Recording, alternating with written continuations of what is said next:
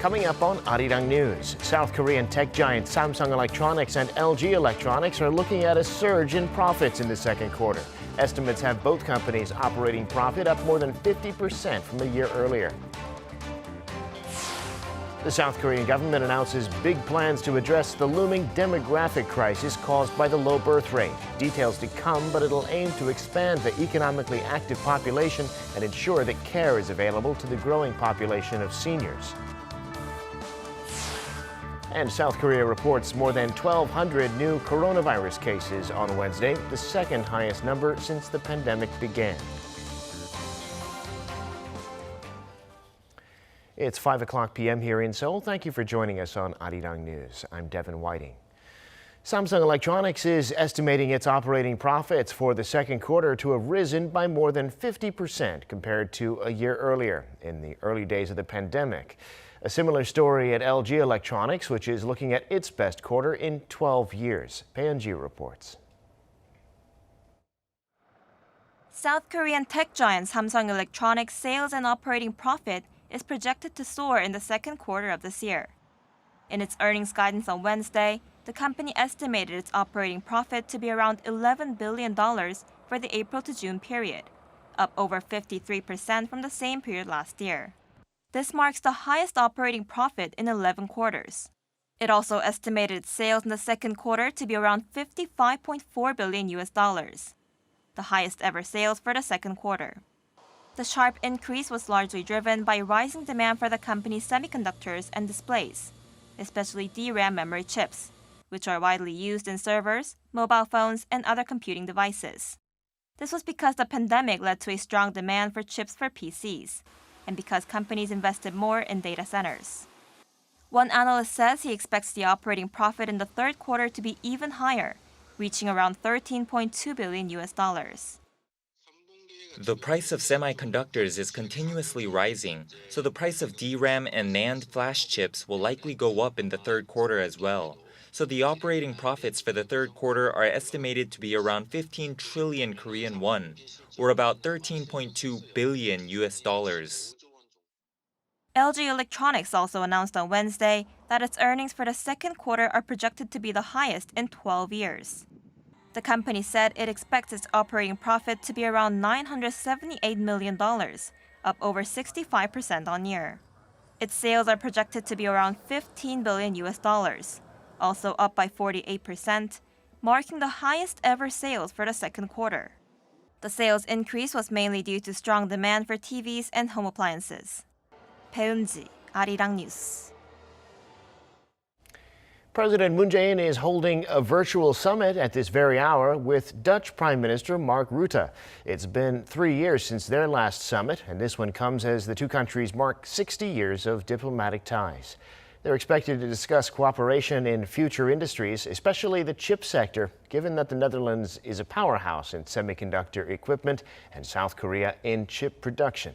They'll also share ideas on tackling the pandemic and climate change, as well as the situation on the Korean Peninsula. The Netherlands is South Korea's second largest trading partner in Europe. The two nations upgraded their ties to a comprehensive, future-oriented partnership in 2016. The Korea Development Institute, a state-run think tank, says the local economy is on track to a recovery, but there's still uncertainty because of the surge in coronavirus cases and the more contagious Delta variant. In KDI's latest assessment on Wednesday, it said it sees a modest pace of recovery thanks to strong exports and facility investment. Private consumption was also up on an increase in sales of durable goods like cars and appliances. South Korea posted a current account surplus for the 13th straight month in May. The Bank of Korea said Wednesday that the surplus was $10.7 billion, up $8.5 billion on year. Exports came to some $50 billion, up almost 50%. Automobile exports soared 92% on year. Chips, almost 24%.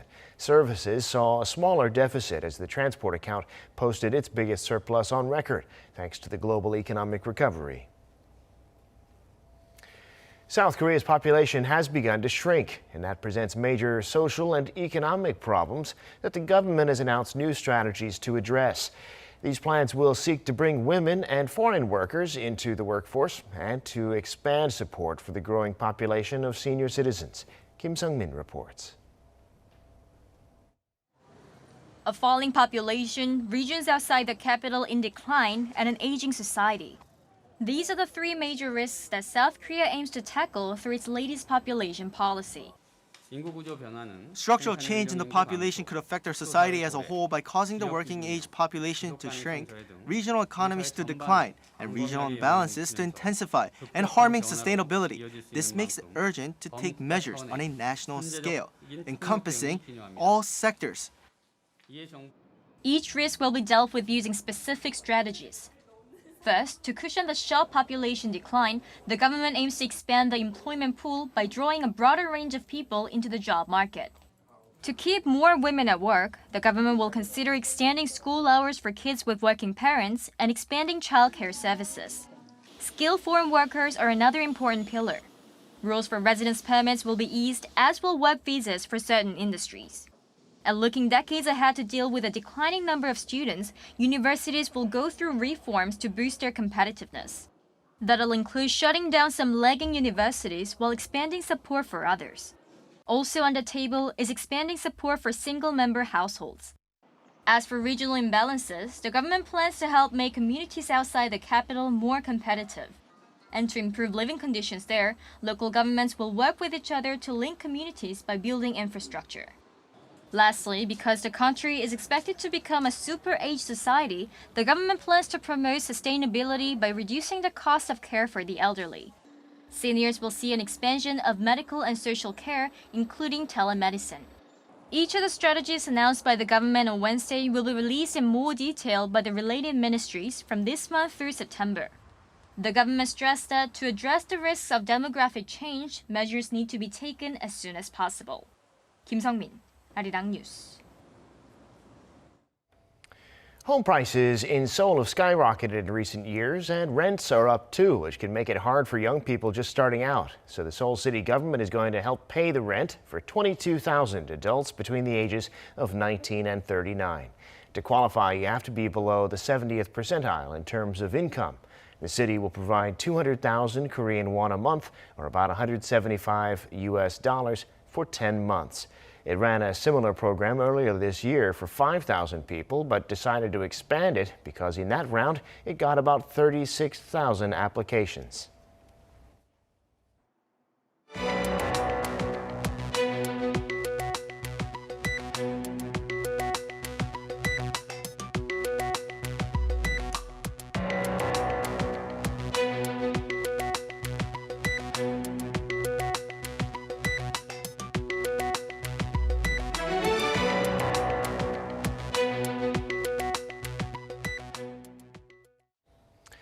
Virtually everyone uses a smartphone these days, and for many, these devices have been extra useful in the pandemic for ordering food or getting important news, even taking classes online.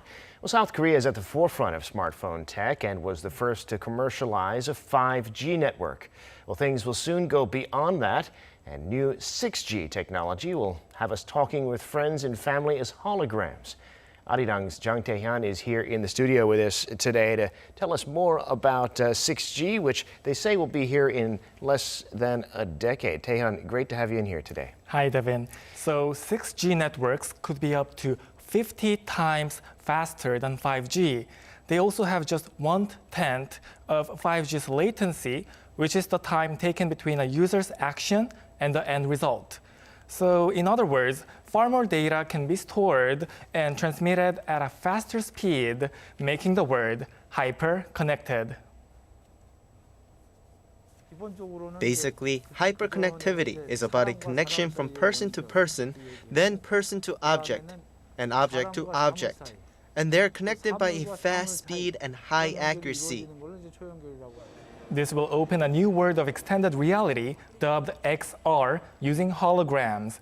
Holographic images need bigger data storage as they are three-dimensional information. But the high storage 6G technology can make holograms reality. Wow, sounds like we're talking about science fiction almost. And it sounds a lot of fun, but it also sounds like there's a lot of potential here for using this in many different ways. So what are some of the applications for 6G? So there are 6 main areas where 6G can be used. For example, people in Korea, France, and India can wear smart glasses connected to the 6G network and can meet each other as three-dimensional figures, holograms. The fast data transmission makes that happen. 6G can also be used at smart factories where all the work is done by AI robots. It also allows autonomous driving of cars and even drone taxis.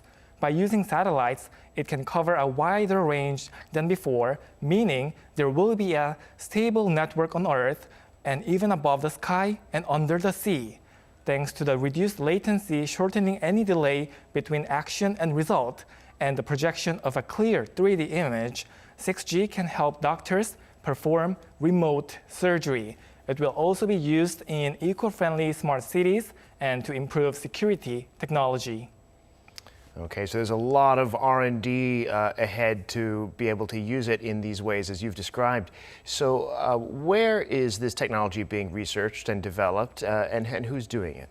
So many countries around the world are actively developing 6G technology. South Korea has decided to invest around $194 million on development of a 6G network by year 2025.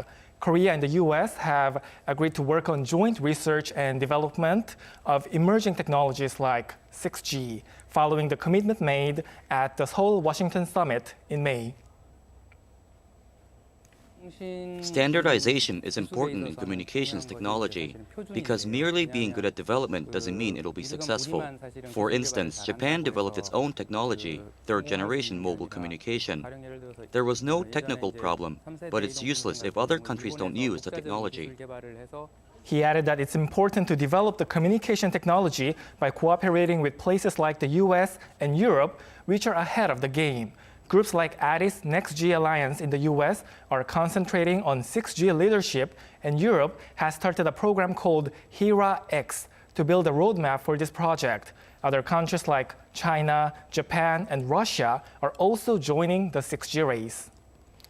Right, and South Korea has a lot of resources to bring to bear in the development of 6G. It was quite successful commercializing 5G, as I mentioned earlier. So how is the research going so far here in Korea? Okay, so companies and universities are working on 6G technology, partially thanks to the funding given by the government. So conglomerates like Samsung and LG Electronics and the country's major network providers are also working on this project. And the director of a research center at KAIST, the Korea Advanced Institute of Science and Technology, said that in the future, people will no longer need to carry smartphones. Although this issue is controversial, in the 6G era, objects will have perfect intelligence, meaning that objects around us will help out so that we can get a convenient service. It's because every object will be smart and have its own AI system in the hyper-connected 6G world. The mobile communication eras are often classified by generation, and we see them as a 10-year term. So we expect the 6th generation of mobile communication to come by 2030. It sounds like the distant future, but when we think about our smartphones, we never imagined we would be so obsessed with them. So, who knows what's going to happen next? Who knows indeed. Smart objects all around us. Who needs smartphones at that point? That's just fascinating, Taehyun. Thank you for coming on to share that with us today. Goodbye, Devin.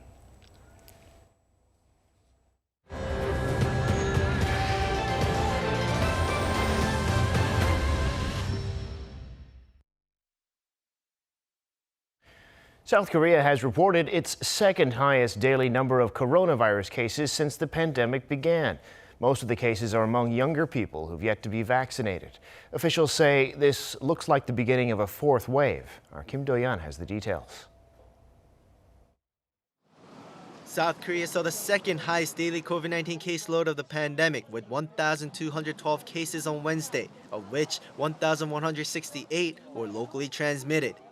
This is also the first time in 6 months that there have been more than 1,000 cases.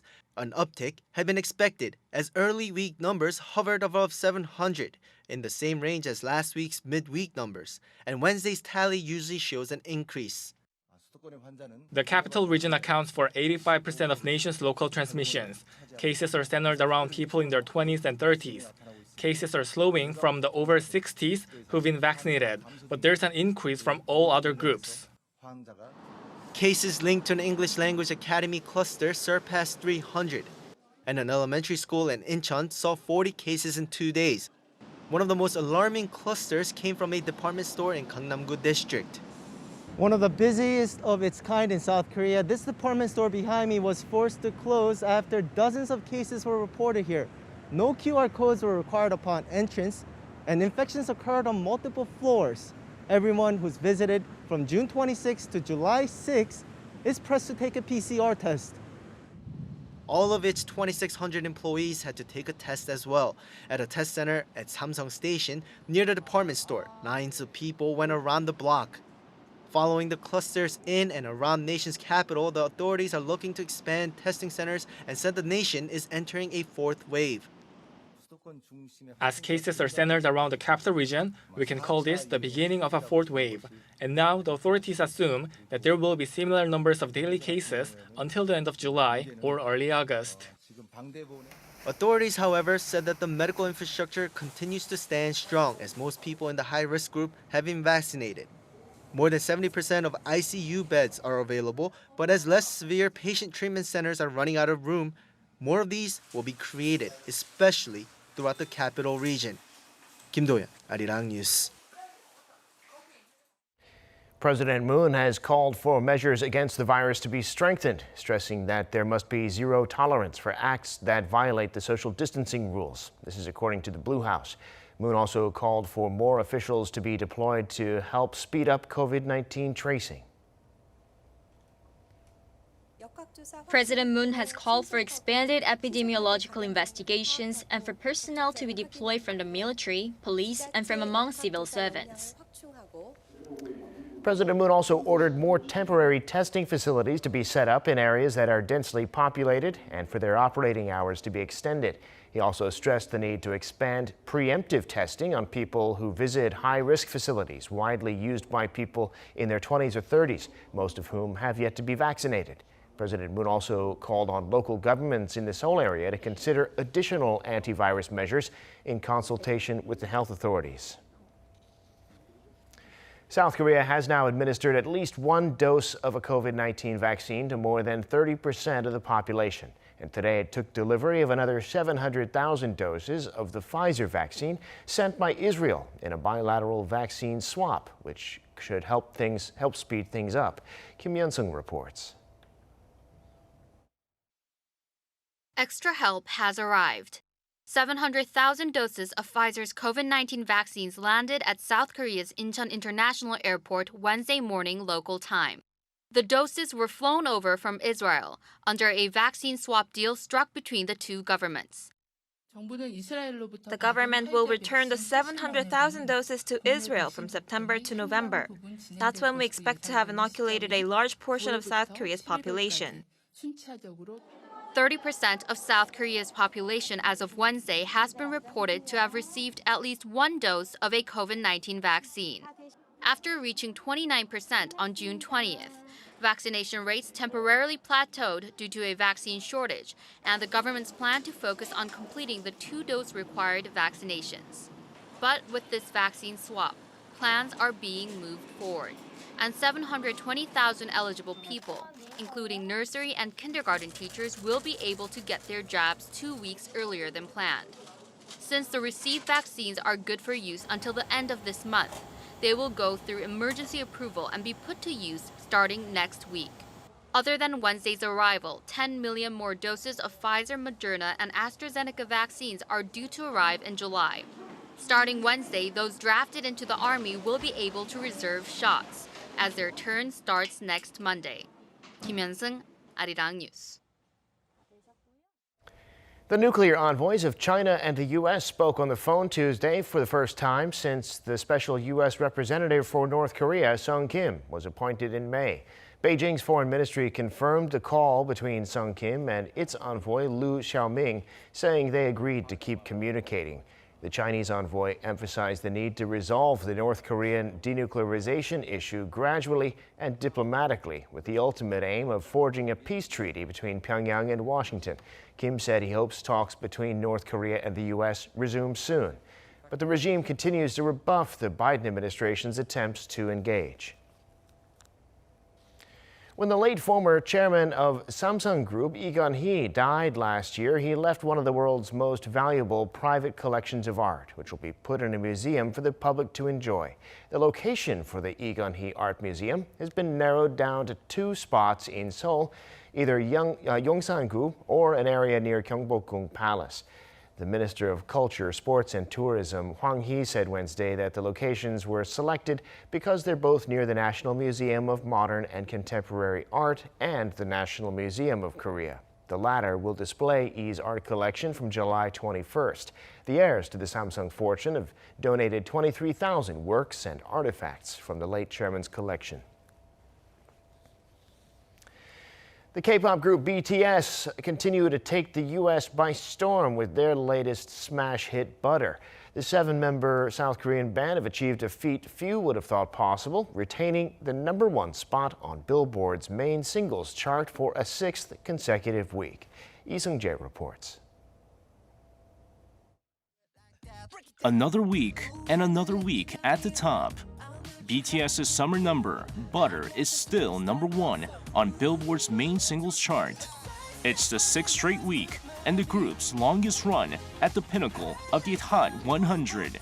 Over the past week, Butter drew 11 million US streams and sold 153,600 downloads, up 20% on week. It also attracted 28.3 million radio airplay audience impressions, up 2% on week. The streak is the longest run for a song by a group since American pop acts Mariah Carey and Boyz II Men debuted at #1 with One Sweet Day and held it for 16 weeks in a row. BTS last month became the first Asian artist to hit #1 for 4 straight weeks, surpassing Japanese singer Kyu Sakamoto's Sukiyaki in 1963. BTS released 3 remixes of Butter, Hotter, Sweeter, and Cooler, adding to the original song's popularity. According to its record label, the group will release a physical album for the Billboard-topping hit on Friday. The release date also coincides with the day that ARMY, the name of BTS's powerful fandom, was coined 8 years ago. Included in the release of the album will be Permission to Dance, a collab with British singer-songwriter Ed Sheeran. With a star combo like that, BTS could remain at #1 for a number of weeks to come. Lee Seung-jae, Arirang News.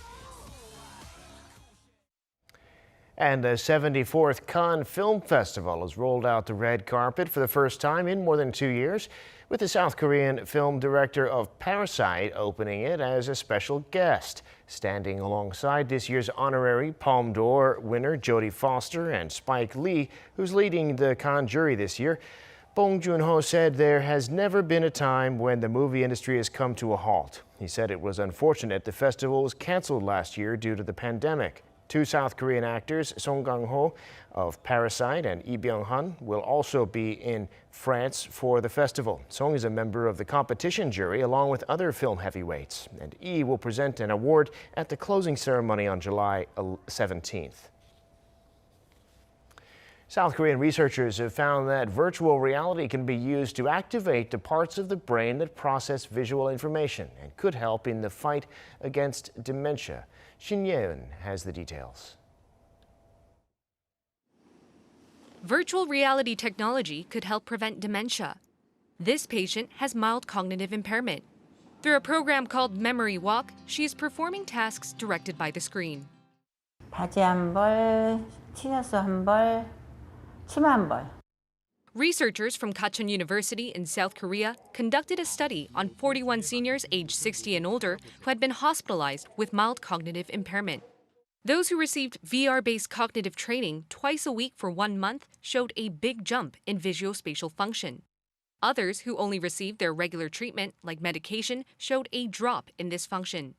The visuospatial function of the brain is an important cognitive ability that allows people to process visual information and interpret where objects are. MRI scans showed that VR activated the parts of the brain related to memory and visual processing. Research shows that actively using digital technology in cognitive training can help prevent dementia in those with mild cognitive impairment. The latest findings were published in the Journal of Medical Internet Research. 신예은, Arirang News. And that brings us to the end of this newscast. Thank you for watching. More live news coming your way at 7 p.m. Korea time.